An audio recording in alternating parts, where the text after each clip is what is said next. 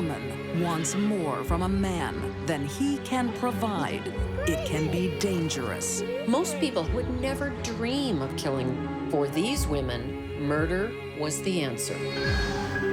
Could a mother make her son a murder weapon? She primed him, she pointed him in the right direction, and he went off just like she expected. A French beautician turns to butchery. It was wrapped in plastic, and it was very bloody.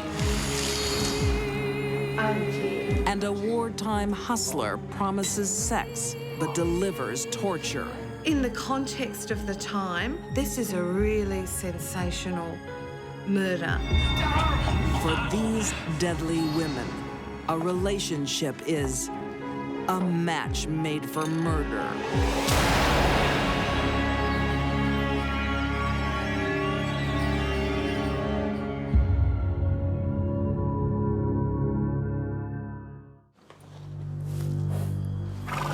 When a man with no enemies is murdered.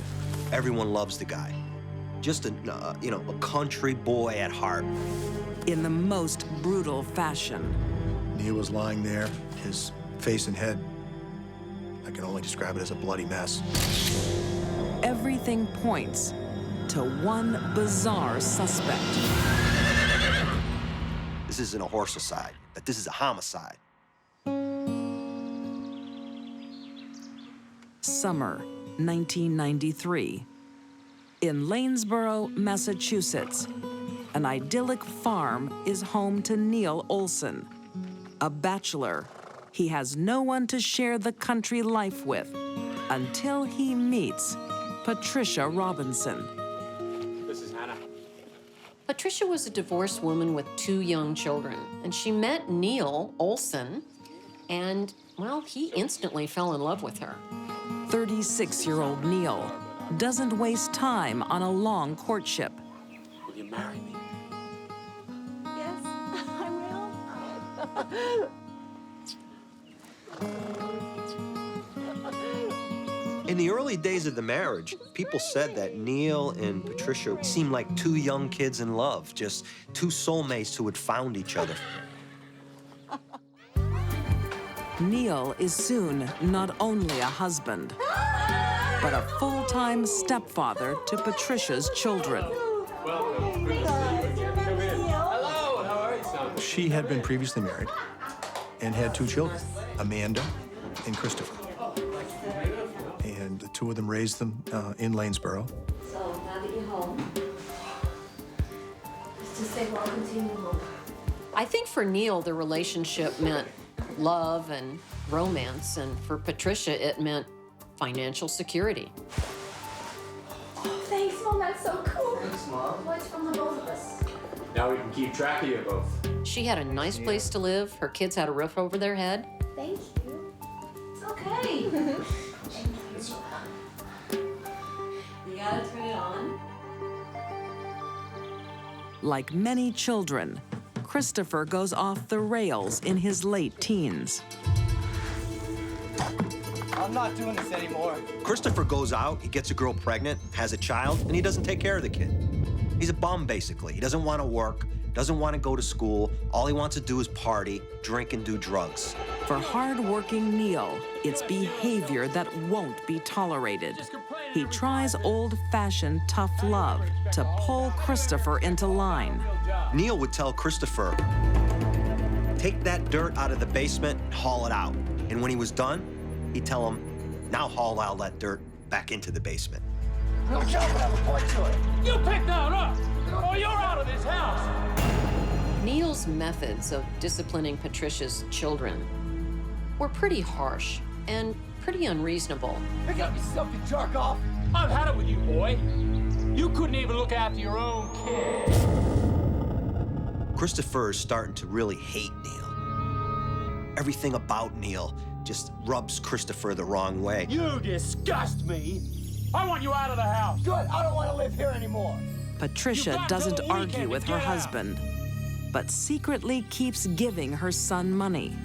Christopher was destitute. He had no job. He was living out of his car.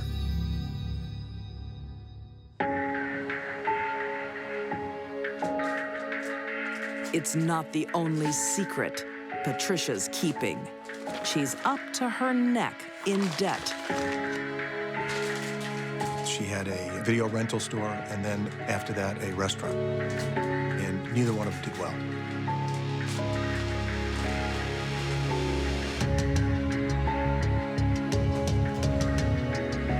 Patricia starts to do things behind Neil's back. Not pay this bill, not pay that bill.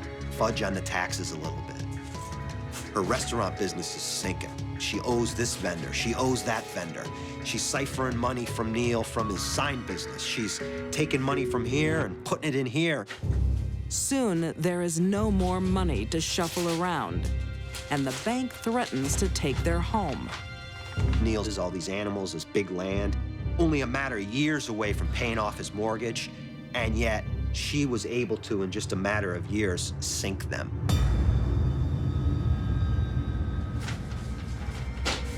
Neil is unaware of any problem until he is pulled over in a random police check. A state police trooper discovered that all of the vehicles that the family had, there were 5 or 6 of them, were not registered, they were not insured, they were not inspected. I just got pulled over and fined because my truck is out of registration. Yeah, I've fallen behind on some of the payments, but I've been really busy. I'll sort it out, okay? After about 10 years of marriage, not only was Patricia in fairly serious financial trouble, Neil didn't know it. I said I was really busy. I'll get on to it, all right? Yeah, well, do it immediately. He was about to find out, and she did not want that to happen. With her debts mounting, Patricia can't hide the problem much longer.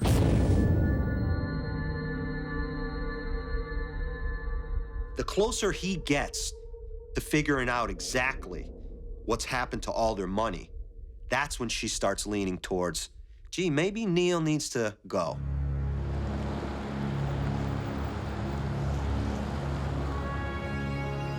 Patricia burdens her woes on the person she can trust the most, her son.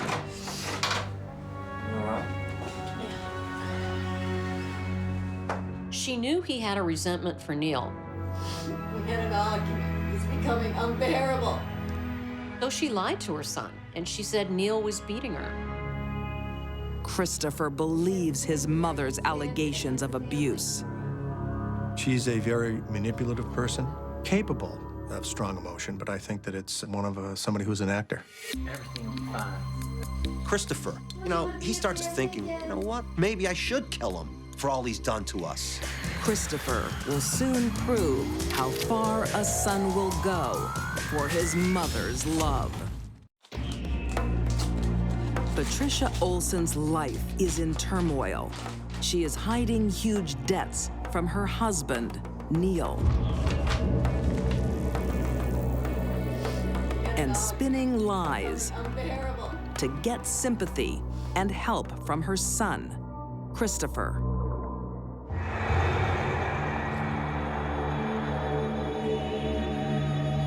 She makes up one more outrageous story to fuel her son's anger. You know what? You hit your daughter, you understand? Baby, understand? You hit your daughter. Finally, she pulled the last pin and told Christopher that Neil, in fact, had hit his infant, He hit your daughter. He hit your daughter. You who understand? his estranged girlfriend had brought over to the house. And that was the last straw. We don't believe any of this was true.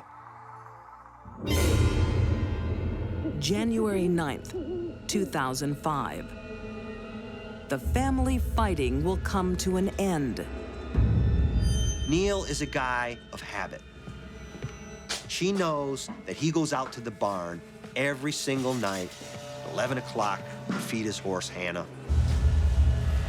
And then he comes up to bed. It's the perfect opportunity. A loyal son makes sure his family problems are a thing of the past.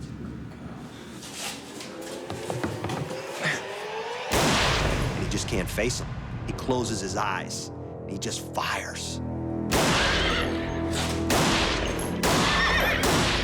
Fires the weapon right in Neil's face.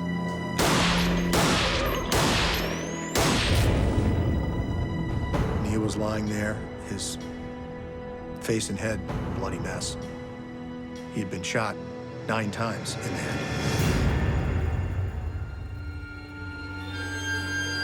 Christopher begins a bizarre plot to cover up his brutal crime.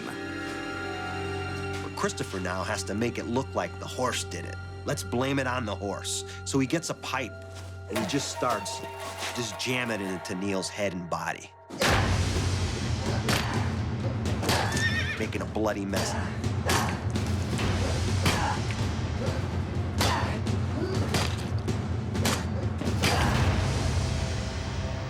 It's not a really good theory. It doesn't take a forensic expert to put A and B together that this guy was killed. The following morning, like she always does, Patricia brings breakfast to Neil in the barn. She took the sandwich in the bag and the coffee. And she says that she saw Neil,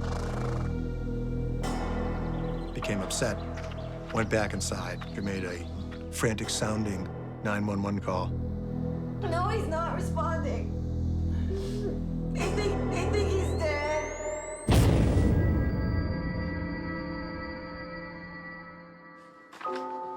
District Attorney David Capeless is one of the first on the scene. He's immediately suspicious of Patricia's story. Tell me, what happened? When I woke up in the morning, he wasn't there, so I figured he was feeding the horse. And then I came down and brought breakfast to him, and then I saw what happened. And where the bag was found on the sidewalk, you couldn't see into the stable to even see him. We theorized that she dropped the bag in the coffee, went back inside, and called up. They mentioned the pipe. I said, wait a minute. This is something else. I said, call the medical examiner's office. We're gonna have an autopsy. The autopsy reveals the truth. 9 bullets are found in Neil Olsen's skull. Chris seems to have not considered the fact that a medical examiner would be doing x-rays and find the bullet in Neil's head. This is a homicide. This isn't a horseicide.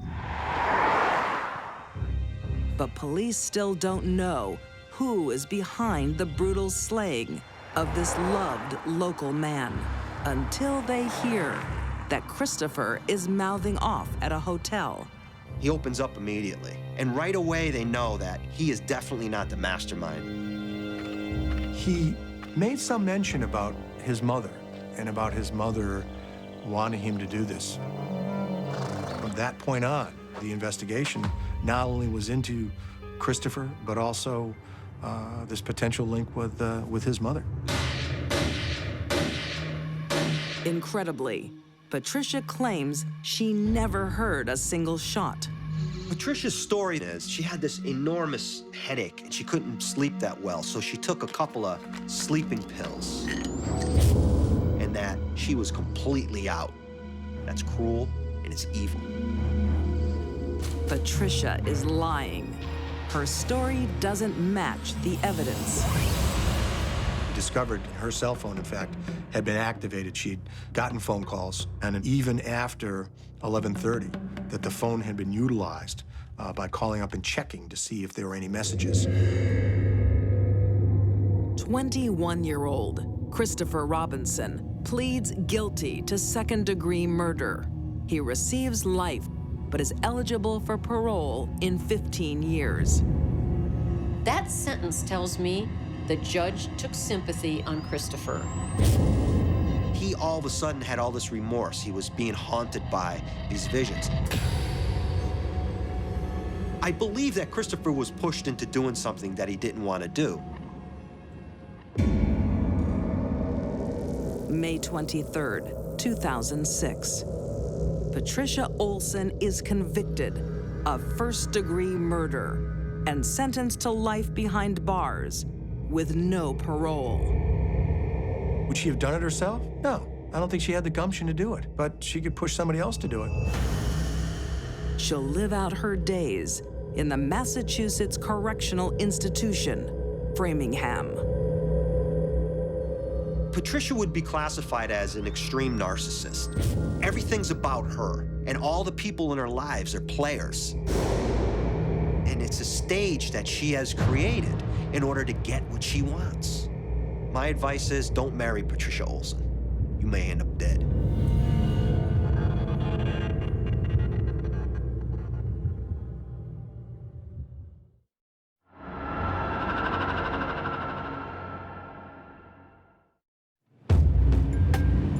East Mesa, Arizona. January 27th, 2000. It's 5 a.m., a strange time of day for a well-to-do woman to be dumping trash. This delivery man just happened to see her, and he thought it was unusual. She was wearing high heels and a jumpsuit. So he took the step of writing down her license number. Curiosity gets the better of the witness. What he finds will not only shock him, but the entire city. The case was bizarre from the second it happened, and it got more and more bizarre as it went on. In the early 90s, in Scottsdale, Arizona, French-born Valerie Pape is well known to the pampered ladies in town. That's fine, Valerie. Valerie Pape was a high society salon owner. So I'm just going to place these onto your eyes, and then you will rest for 15 minutes, okay? She was a very charming woman. She was a very, very smooth lady. But 44-year-old Valerie has no one to share her success with. Until she catches the eye of bar owner 54-year-old Ira Pomerantz. She was a woman of taste, definitely an attractive lady, and I think a lot of men would have been very glad to have met her. He was a little older than Valerie, and according to his family, he just sort of fell for her. I see you drinking champagne. Ira is well known in Phoenix as a successful entrepreneur. Valerie falls for his charm and money, and they soon marry. They lived a glamorous life.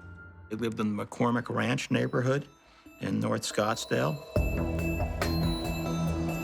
Very, very nice community, and it was a very large house. From the outside, looking in, people would think that they were wealthy.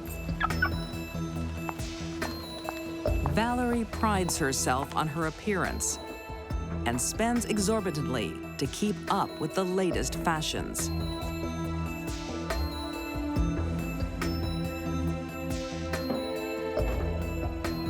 But when her husband's business ventures start failing, Valerie keeps spending. Spending money we don't have. Need these things for my salon.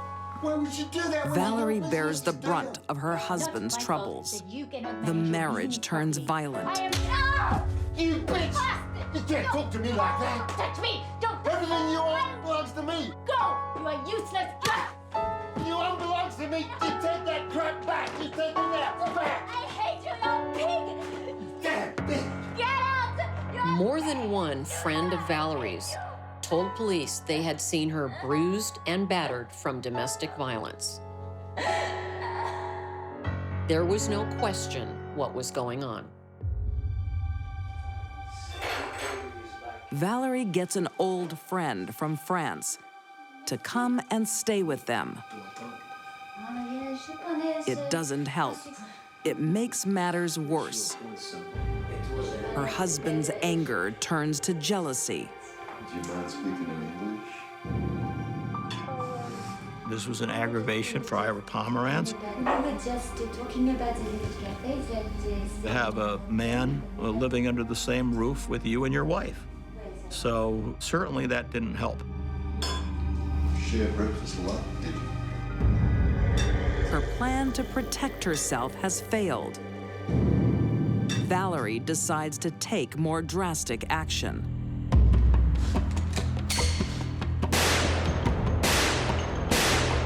She actually took a class from the gentleman that taught her how to shoot. Get your left hand and hold back. That's it. You're gonna buy a gun, it's very smart to know how to handle the gun. Straight down the barrel. That's beautiful. Whenever you're ready, you go for it. The gentleman said that she was very poor at first, but that she improved pretty quickly. Valerie Pape is in training for murder. That's excellent. That's perfect. In many of the cases where a woman kills her husband, she was desperately unhappy and saw no other way out. But no one could imagine what this petite French beauty is capable of.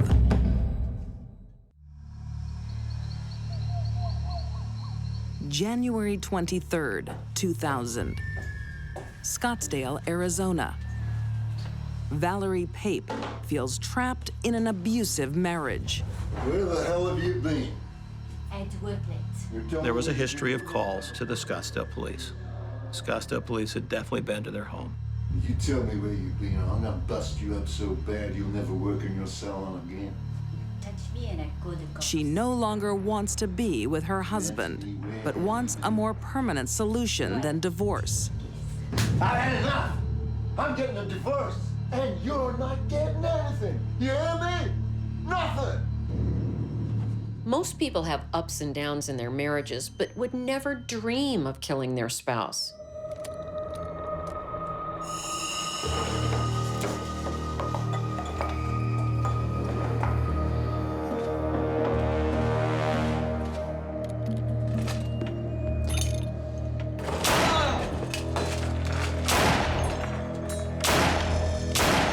Valerie pumps 4 shots into the back of her 60-year-old husband.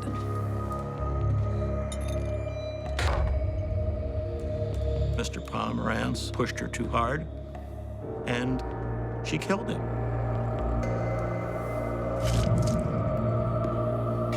But taking his soul is not enough for Valerie. She wants to destroy his body. It's not terribly surprising to me that Valerie shot and killed her abusive husband. What does confuse me is that then she cut him up. Mr. Pomeranz was dismembered brutally. His body was basically destroyed piece by piece. This body, it would be heavy. It would be difficult to disarticulate the bones and joints from one another.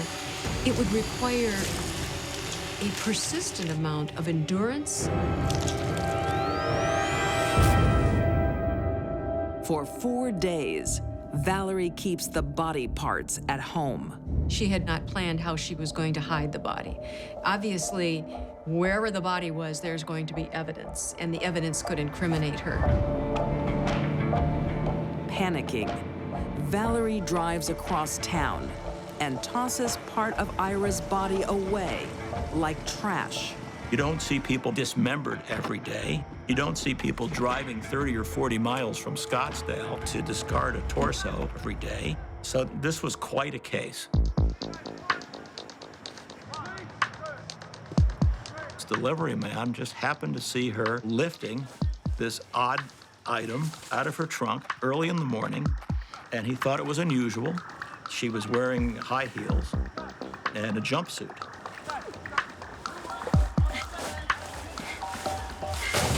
So he took the step of writing down her license number.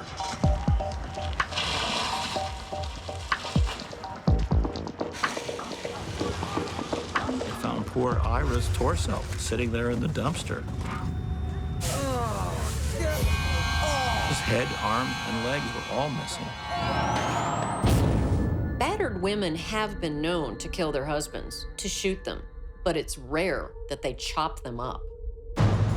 Thanks to the eagle-eyed delivery man, Valerie is soon tracked down. The car was registered to Valerie Pape. They found blood in the house. The police found some receipts for saw blades that would have been a useful tool in dismembering someone. Valerie Pape never stands trial. In 2002, she accepts a plea of second-degree murder. At her sentencing, the judge asks her to come clean and disclose where the rest of Ira's body is. Judge Galati was very angry at Valerie Pape.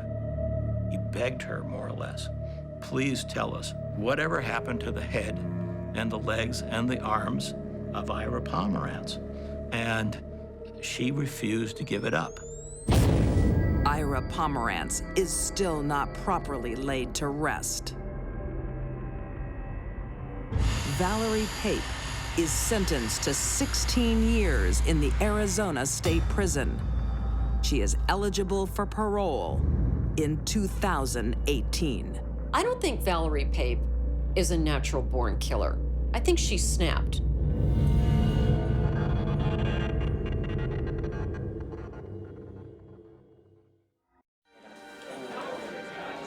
Beauty may only be skin deep. She was very attractive. She was tall and had red hair, and she's dressed well. But when a man is fooled by a woman's looks, It's a shaming experience. So they would use that to get money, and sometimes quite large sums of money from their victim. he can lose everything, even his life. It was just so senseless. It was so pointless. Where's your money? 1938, Sydney, Australia. 18-year-old Jean Lee dreams of a perfect family. Let's take one down the drain. What? You're gambling and we've got a baby coming in less than a month? Quit your gambling, woman. But when she marries the wrong man, her life starts to take a tough path. Get a job! Shut up! You shut up! She defied the family and married a 23-year-old wharf labourer. Family didn't approve, and he was pretty much a no-hoper. I'll bash your head. Out of all the boys in the world that Jean could have been involved with, she chose the baddest one. Get out! I'm coming back.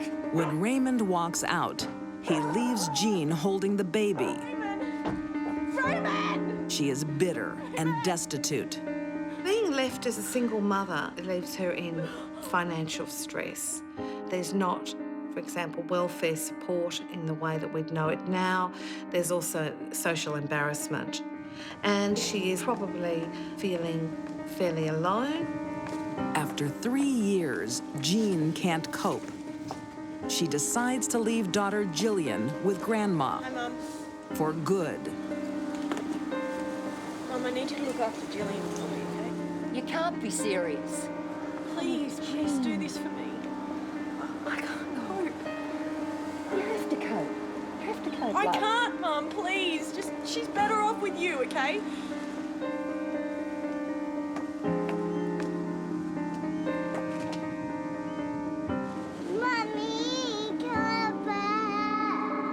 Her mother brings up the grandchild really as her own daughter.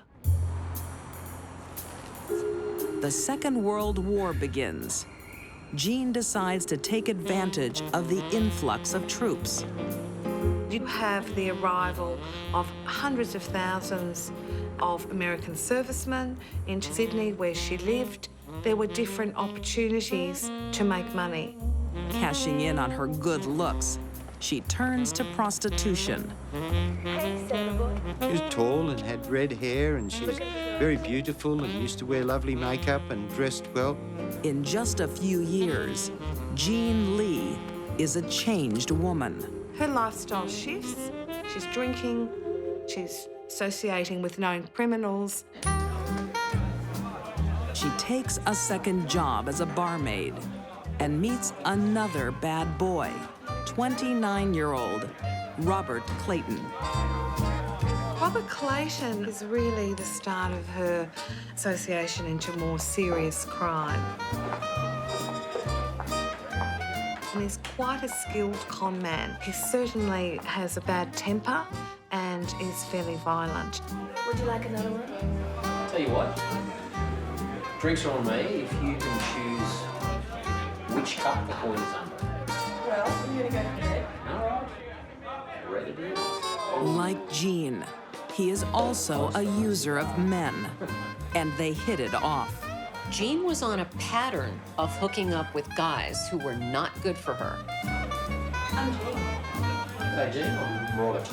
Robert teaches her the tricks of his trade. They become partners in crime. He could be described as her pimp. She works with him over the next few years in a series of scams or cons. Haven't seen you before. I'm a new boy in town. They perfect a sex extortion scam known as the Badger Game. Jean puts her good looks to bad use.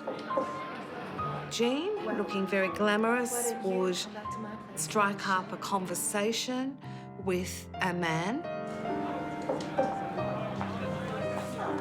She'll entice him with a few more drinks, lure him back to her room, get him in a compromising position. Do you have this much fun in Sydney? Clayton would bust into the room and would demand money. What the bloody hell's going on here? This is my bedroom. This is my wife. Clayton often pretended he was the wronged husband. I didn't know she was married to you. Shut up. So what they were doing was really a form, I suppose, of blackmail. What do you want? I've got a wife and kids to feed. Take this. What do you got? Please don't tell my wife, please. What else you got? This is a scam. Shut up. Get him out of here. Come on. If Jean had any self-respect from her childhood, any traces of it were completely gone when she started playing the Badger Game. So what's happening? November 1949. Jean and Robert travel south to Melbourne and team up with fellow swindler Norman Andrews. She goes up. The trio plan to play the Badger Game on cashed-up gamblers in the city for the country's biggest horse race. Spring Carnival is the big racing event held in Melbourne, and there's lots and lots of people with lots and lots of money, and very attractive for swindlers. You've got to find the right bloke, you know? Not too small, not too big, pocket full of money. Yeah, once you get him in there, you go, exactly right, mate, exactly right. 73-year-old William Pop Kent seems like the perfect target. Here he is. Pop William Kent, he was an SP bookie and he owned a boarding house, and he'd pull out a roll of notes and peel them off and buy everyone a drink. He was a pretty obvious mark for the Badger Game. Good evening.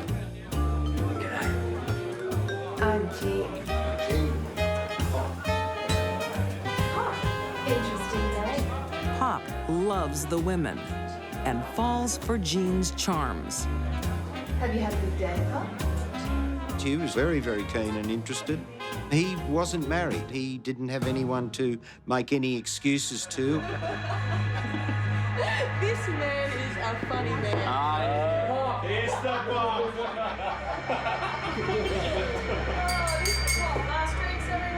When the bar closes, Pop wants to carry on drinking with his new admirer. Well, why don't you come back to my place and we'll finish up, okay? Sounds good to me. But Jean Lee has other plans. To think that a woman would take part in something as evil and as violent and as awful as that was just unimaginable.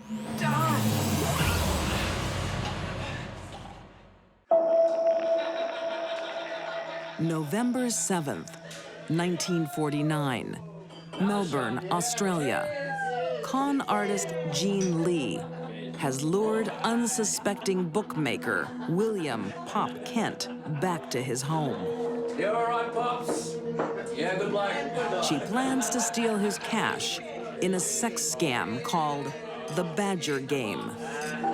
The intention is that she'll get him in a compromising position, get money from him. All right, Pops, we gotta go. Her fellow crooks, Robert Clayton and Norman Andrews, leave so Jean can get down to business.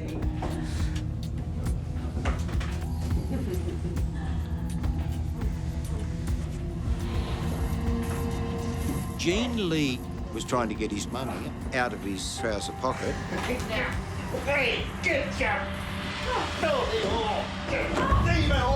When William Kent caught Jean picking his pocket, he called her a lying whore and told her to get out of his house. After years of abuse at the hands of men, Pop Kent's words are the final straw. Call me a whore. Year upon year of demeaning and immoral behavior took its toll on Jean. I couldn't get the money the sweet way, so we're gonna have to do him over. Her accomplices return to a Badger Game gone wrong. I believe he's hidden some of his betting winnings somewhere in the room. They weren't going to give up until he handed over the money. Jean instigated it. She took the laces out of his shoes and tied his thumbs together. No money. Hold still, Pop! Where's the rest of the money? A very brutal scene follows where they are in the room for some hours, drinking, torturing Pop Kent to try and see where he's hidden money. Pop, you're not making this easy for yourself. Andrews produced a small penknife and slashed his face and his nose with it. Pops!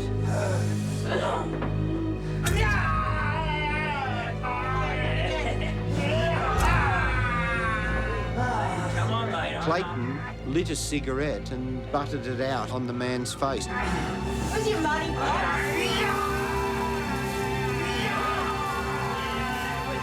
But William is a tough old guy and bravely stands his ground. If he does have more cash, he's not giving it up. Where's your money? It's a fatal decision. Just finish him off! Jean Lee is thirsty for blood. Last chance, Pop! While he was on the ground, Jean was gloating over this and kicking him, and the poor old man had absolutely no chance. Go on, step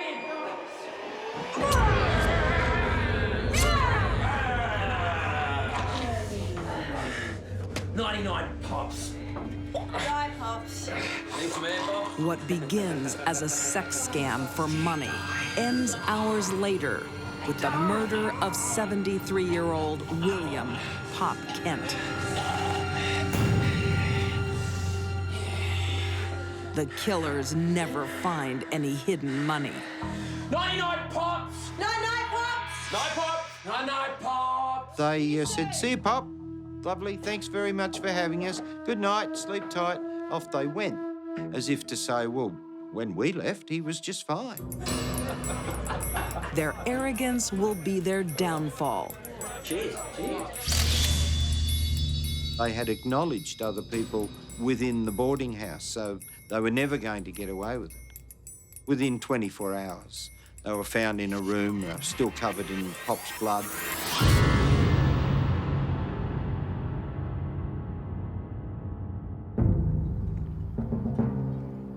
All three face the death penalty. But in Australia at the time, it is rare to execute a woman. No woman had been hanged in Victoria, in Melbourne, for almost 60 years. So the idea of a woman being sentenced to death is really almost outside living memory. And that also adds to the sensational nature of the crime. Jean Lee thinks her sex will spare her from the hangman's noose, and she confesses. Her confession, done to protect Robert Clayton, was on the grounds that she thought as a woman she would be treated more leniently. But it is a brutal murder of a much-loved old man. There's a long and very dramatic trial. This attracts huge amounts of media attention. Because having a woman involved, it is shocking. Jean Lee's confession backfires. She is found guilty of murder and sentenced to death. She moaned when the verdicts were handed down, and she believed that a woman wouldn't be sentenced to death. February 19th, 1951. 31-year-old Jean Lee is hanged at Pentridge Prison, Melbourne, Australia. She liked being a bad girl. The only person that put that hangman's noose around Jean's neck was Jean.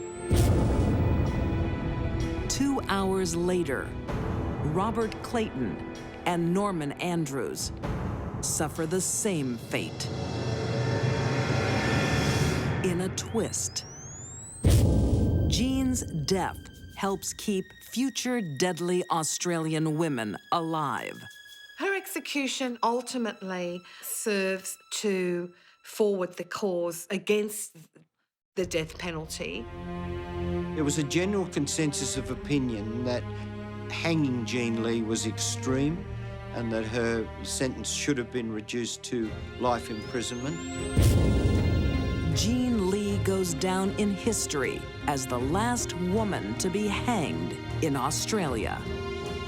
Jean was not a natural-born killer. She did not have an abusive upbringing. But she chose a path that led her to murder.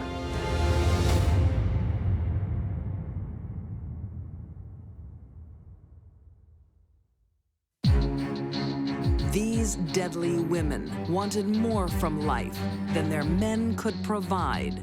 Patricia Olsen used her own son to execute her husband.